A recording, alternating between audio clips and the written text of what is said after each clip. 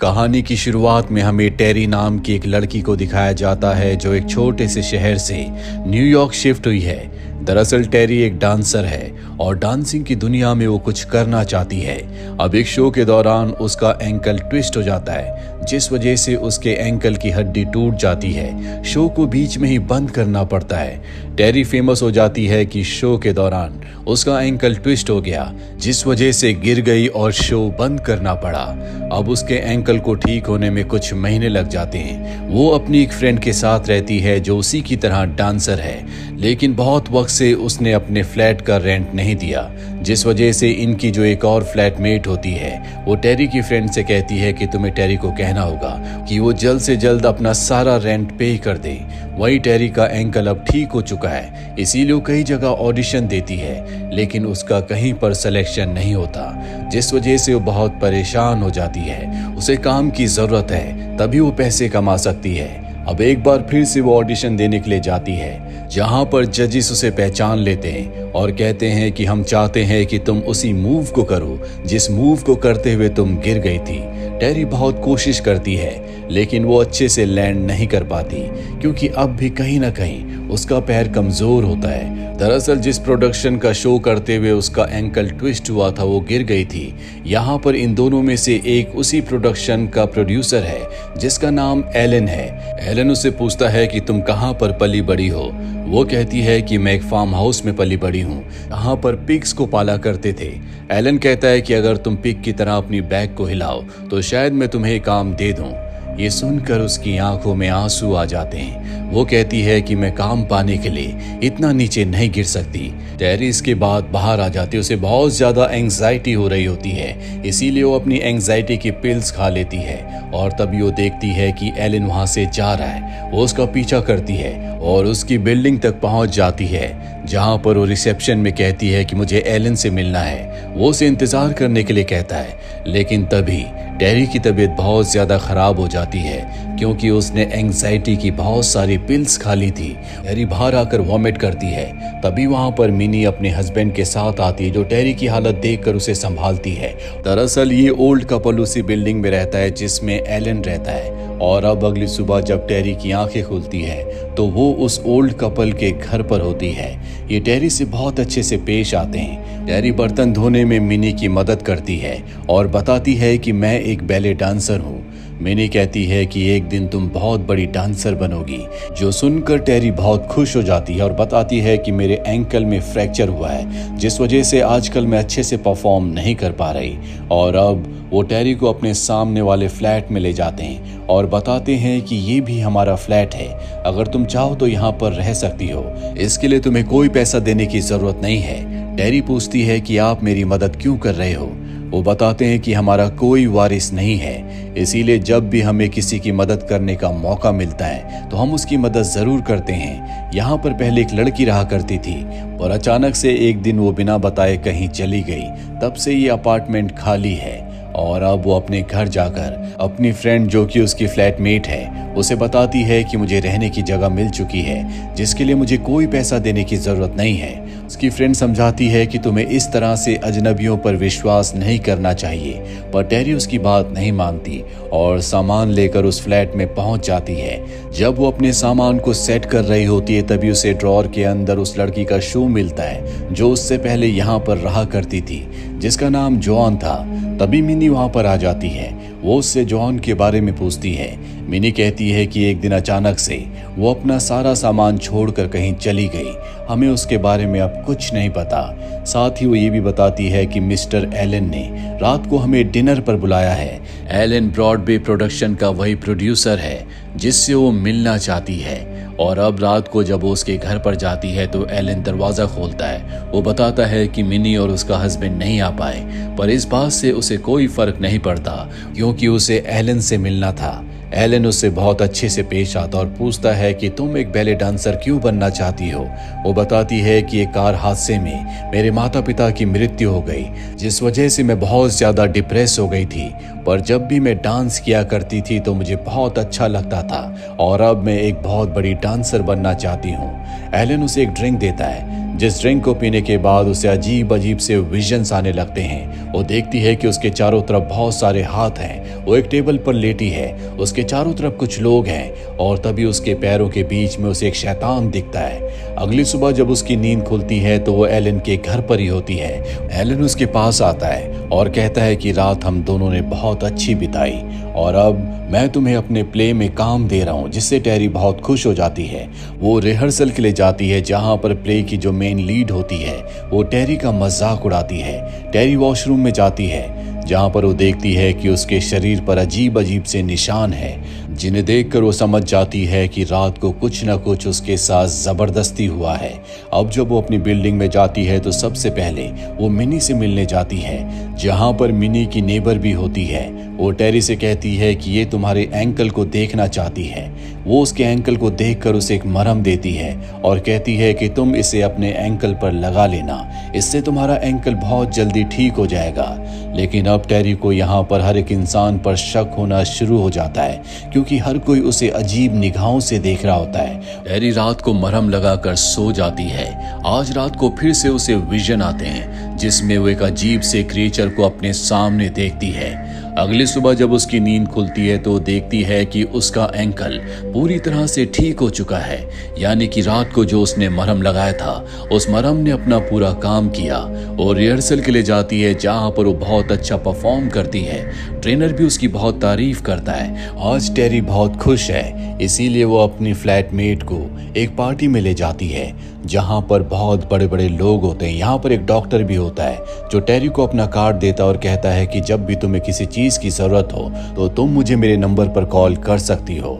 और अब टेरी जब किचन की तरफ जाती है तो देखती है कि मिनी और उसकी वो नेबर जिसने उसे मरहम दिया था, ये दोनों किसी बात पर आर्ग्यूमेंट्स कर रहे होते हैं। टेरी जब उनसे रीजन पूछने की कोशिश करते हैं तो वो टेरी को कुछ नहीं बताते। और अब मिनी का जो हस्बैंड होता है वो टेरी को एक गिफ्ट देता है। जब वो उसे खोलती है तो उसके अंदर एक बहुत सुंदर कोट होता है। वो कहते हैं कि इसकी जेब में एक और गिफ्ट है, और जब वो जेब में हाथ डालती है तो उसमें एक लॉकेट होता है। वो कहते हैं कि ये तुम्हारे गुड लक के लिए है, इसे तुम हमेशा पहन के रखना। टेरी उसे लेकर अपने घर पर आ जाती है और जब वो उस कोट को, उस रोब को पहनती है तो उसे लगता है कि उसके अंदर से किसी शैतान ने उसका पेट पकड़ा हुआ है, इसीलिए वो उसे उतार कर फेंक देती है। वहां पर उसकी वो फ्रेंड भी होती है जो पहले उसकी फ्लैटमेट थी, लेकिन टेरी उन्हें कुछ समझा नहीं पाती। अगले दिन टेरी के पेट में दर्द होता है और जब वो उसी डॉक्टर के पास जाती है जिसने उसे अपना कार्ड दिया था तो बताता है कि तुम प्रेग्नेंट हो। ये सुनकर वो परेशान हो जाती है, क्योंकि वो इस वक्त किसी बच्चे को जन्म देने के लिए तैयार नहीं है, उसे अपना करियर बनाना है। उसकी फ्रेंड उससे पूछती है क्या तुम इस बारे में एलन को बताओगी। वो कहती है कि नहीं, एलन कभी इस बच्चे को एक्सेप्ट नहीं करेगा, साथ ही वो मुझे प्ले से भी निकाल देगा, इसीलिए मैं अबॉर्शन करवा कर अपने काम पर फोकस करूंगी। यहाँ टेरी के साथ बहुत अजीब अजीब सी चीजें हो रही होती हैं। जब वो मशीन में कपड़े धोती है तो उसे वहां पर किसी के होने का एहसास होता है, और जब वो मशीन के अंदर देखती है तो वहां पर एक बच्चा होता है जो उसे घूर रहा होता है, जो देखकर वो डर जाती है, पर किसी तरह से वो अपने आप को संभालती है। उसे लगता है कि ये उसका भ्रम है। प्रैक्टिस में जब उससे एलन मिलता है तो वो कहता है कि मैं जानता हूँ कि तुम प्रेग्नेंट हो, मैं चाहता हूँ कि तुम इस बच्चे को जन्म दो।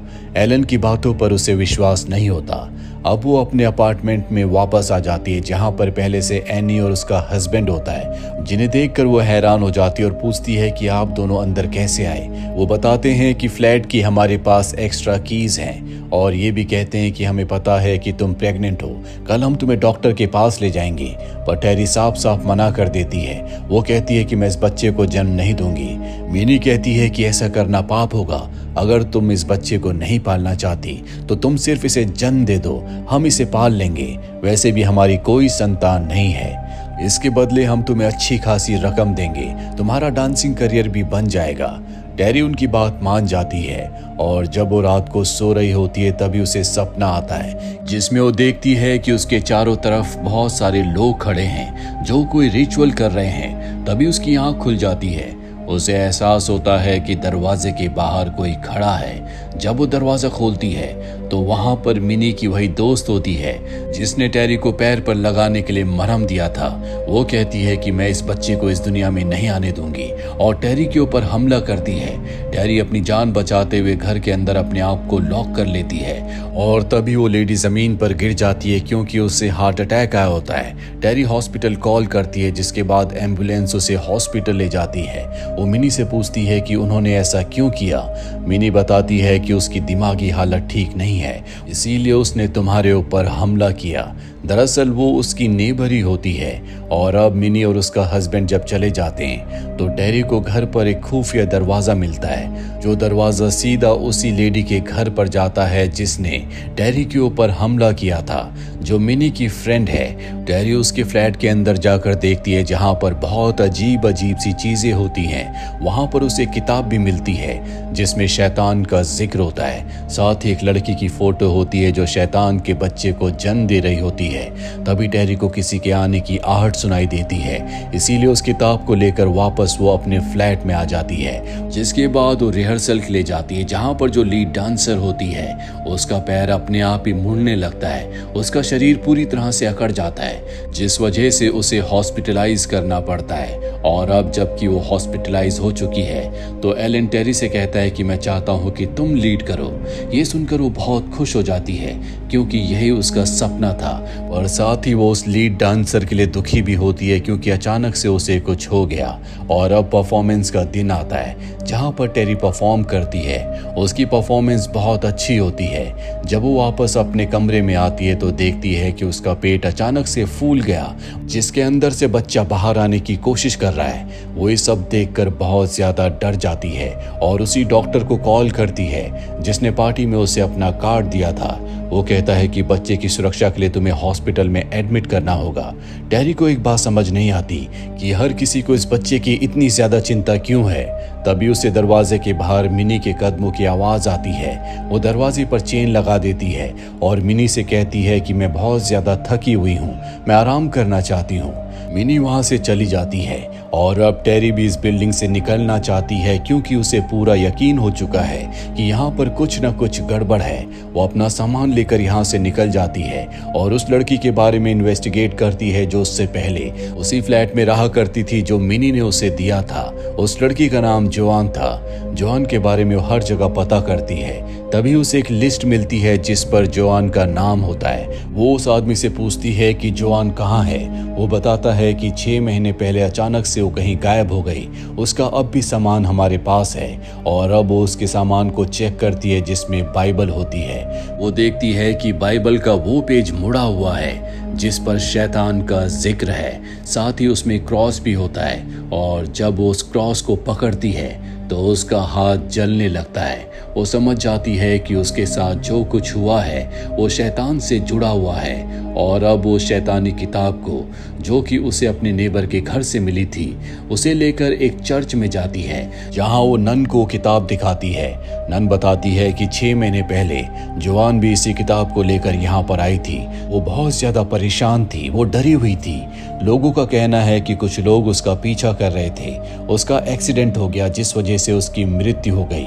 और अब टेरी के पेट में दर्द होना शुरू हो जाता है। उसे बताती है कि जोआन को शैतान ने चुना था और अब उसने तुम्हें चुना है। तुम्हारे पेट में जो बच्चा है वो शैतान का बच्चा है। तुम्हें यहाँ से चले जाना चाहिए, अब तुम्हें कोई नहीं बचा सकता। टेरी तय कर लेती है कि वो अपना अबॉर्शन करवाएगी, इसीलिए वो अपनी पुरानी फ्लैटमेट के साथ अबॉर्शन करवाने के लिए जाती है। और जब डॉक्टर उसका अबॉर्शन करने वाले होते हैं तभी टेरी उन्हें एक जोरदार लात मारती है जिससे डॉक्टर पैरालाइज हो जाती है। टेरी को समझ में आ जाता है कि उसके पेट में जो बच्चा है वो बहुत ही खतरनाक है, कोई उसे हाथ नहीं लगा सकता। वो अपनी फ्रेंड से कहती है कि मुझे पता है कि अब मुझे क्या करना है, तुम अपना ध्यान रखना। वो नहीं चाहती कि उसकी दोस्त को कोई नुकसान पहुंचे। और अब वो वापस उसी बिल्डिंग में आ जाती है जहां पर एलन और मिनी रहते हैं, जहां पर उसे भी मिनी ने फ्लैट दिया था। वो बिल्डिंग के टॉप फ्लोर पर जाती है जहां पर एक कमरा होता है। उस कमरे में रिचुअल का बहुत सारा सामान होता है। उस कमरे को पहचान जाती है। जब उसने एलन के साथ शराब पी थी और अपने होश खो दिए थे तो एलन और बाकी लोग उसे इसी कमरे में लाए थे जहां पर उसके साथ रिचुअल किया गया था। अब एलन भी यहाँ पर आ जाता है और बताता है कि तुम्हारे पेट में जो है वो हमारा गॉड है। जब तुम इस बच्चे को जन्म दोगी तो तुम्हारा भी उतना ही सम्मान होगा जितना कि तुम्हारे बच्चे का होगा। ये सारी बातें सुनकर उसे बहुत गुस्सा आता है। वो चाकू से एलन के ऊपर हमला करके उसे मार देती है। अगले पल उसे अपने सामने शैतान दिखता है। वो वहां से भागने की कोशिश करती है, लेकिन अब तक रिसेप्शन पर जो होता है उसने दरवाजा बंद कर दिया था। दरअसल इस बिल्डिंग में जितने भी लोग रहते हैं वो सब आपस में मिले हुए हैं। टेरी को उसके सवालों का जवाब चाहिए, इसीलिए वो मिनी और उसके हस्बैंड के पास जाती है और पूछती है कि तुमने ऐसा क्यों किया। वो बताते हैं कि जब हमारे माता पिता की मृत्यु हो रही थी तो ईश्वर ने उन्हें नहीं बचाया, जिसके बाद उन्होंने शैतान की पूजा करना शुरू कर दिया। वो कहते हैं कि हम शैतान को कंट्रोल कर सकते हैं और अब तुम्हारे पेट में जो है वो शैतान का वारिस है। एक बार वो इस दुनिया में आ जाए तो पूरी दुनिया में शैतान का राज होगा और हम भी उसके साथ राज करेंगे। पर टेरी कहती है कि मैं ऐसा नहीं होने दूंगी। वो अपने ऊपर चाकू से वार करने की कोशिश करती है पर वो ऐसा नहीं कर पाती। वो हार मान जाती है और मिनी से कहती है कि वो भी उनके कल्ट का, उनके ग्रुप का हिस्सा बनना चाहती है, जो सुनकर वो बहुत खुश हो जाते हैं और अब वो टेरी को अपने ग्रुप के पास ले जाते हैं। हर कोई उसके लिए बहुत खुश होता है, हर कोई उसका स्वागत करता है। रात को एक पार्टी रखते हैं जिसमें टेरी डांस करती है। डांस करते करते वो खिड़की के पास चली जाती है और वहां से कूद जाती है। टेरी की मृत्यु हो चुकी है, जो देखकर मिनी, उसका हस्बैंड और पूरा ग्रुप बहुत ज्यादा दुखी हो जाता है। ये नीचे जाते हैं जहां पर अब पुलिस भी आ चुकी है। वो रोजमेरी नाम की एक एक्ट्रेस और उसके साथ में जो दूसरा एक्टर होता है जिसका नाम गाय है, जो रोजमेरीज बेबी मूवी के लीड एक्टर्स हैं, उनसे इन्वेस्टिगेट कर रहे होते हैं। मिनी और उसका हस्बैंड जब रोजमेरी को देखते हैं तो इनके चेहरे पर मुस्कुराहट आ जाती है, क्योंकि अब इनका अगला शिकार रोजमेरी है। और इसी के साथ ये फिल्म, ये कहानी यहीं पर खत्म हो जाती है। उम्मीद करते हैं कि ये कहानी आपको पसंद आई होगी।